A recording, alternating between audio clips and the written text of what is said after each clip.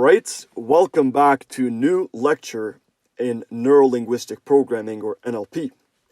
And in this lecture, we're going to be talking about a system called the 6 steps of reframing.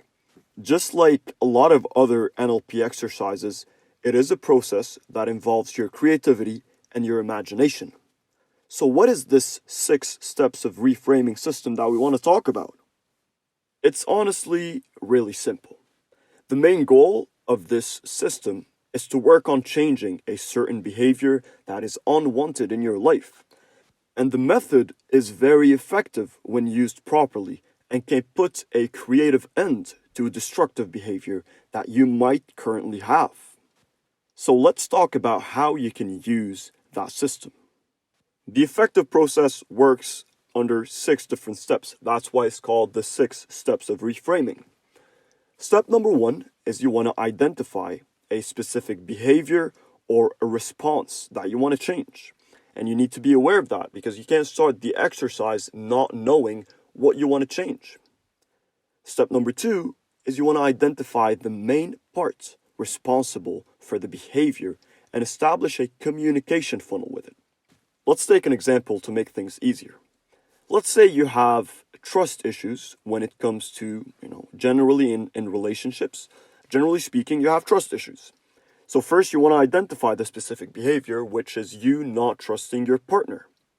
Then identify the main part responsible for the behavior. What is the main part responsible for the behavior? Is it your self-esteem? Is it a part of you that's insecure about something? What is that part that is responsible for this behavior? And how can you communicate with it? Of course, you'll have your eyes closed and then you identify the part. Let's say it's your self-esteem, and just ask yourself, say, I want to talk to my self-esteem. Become aware of your self-esteem because this is where you want to start communicating. This is how you build a communication funnel with it. You do so by asking you. You can simply ask yourself, say, self-esteem, show yourself. Show yourself. And when you do, you will start feeling different things in your body. It's kind of where those feelings of self-esteem live in the body because emotions do live in the body. Which brings us to step number 3. Identify the positive output that this behavior might have and separate it from the negative. So your self-esteem is developing trust issues. Well, you want to identify the positive outputs. Why is your self-esteem doing that? Well, maybe it's trying to protect you. This is the positive outputs. It's helping you avoid pain and embracing pleasure. But at the same time, it's bringing you a lot of frustration and a lot of stress, which is kind of counterintuitive. So you want to separate the positive from the negative. The negative would be how it's affecting your relationship and how it's making you feel.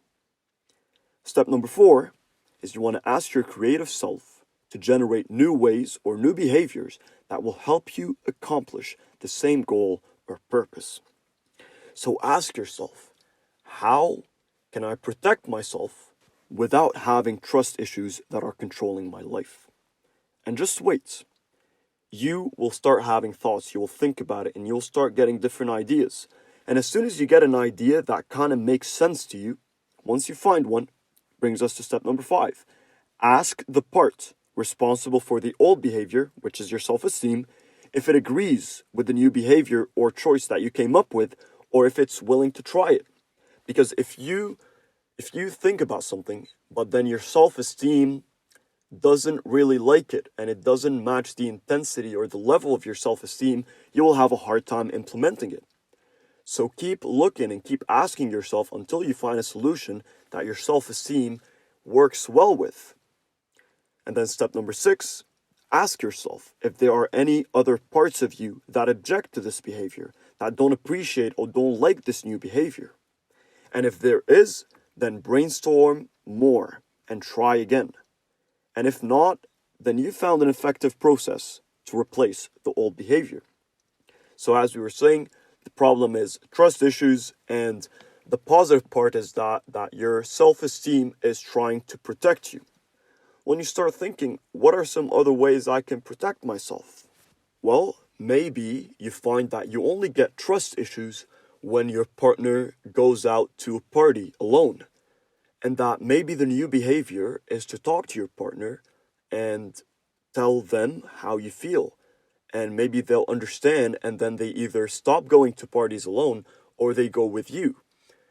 Regardless of whether that's something you want to do or not, just giving a broad example here. It's how the process works. You'll get ideas of what you can do, what kind of change you can do to the behavior or to the situation, and then ask yourself, does your self-esteem accept that? Maybe for some of you, your self-esteem might not agree with the idea of talking to your partner and saying, hey, I'm not comfortable when you go to a party. And that's understandable. That happens often. Well, then ask yourself, what's something else I can do?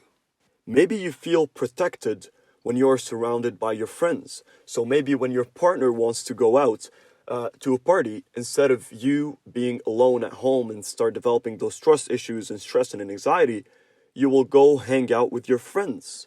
And then you'll feel protected. Your self-esteem will feel protected because you're surrounded by people you love and people who you trust.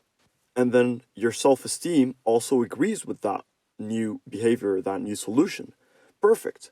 Now ask yourself, is there another part of you that doesn't? Well, maybe you have severe social anxiety. Then this part of you that has social anxiety will not really accept that behavior. It will create further problems. And keep brainstorming until you find this solution or this new behavior that you can replace or that you can do that can create a creative solution to the problem you are facing. This is a very creative process, and that I'm pretty sure any one of you can use it. If you put in a little bit of effort into it, you can reap the results and it can be life-changing.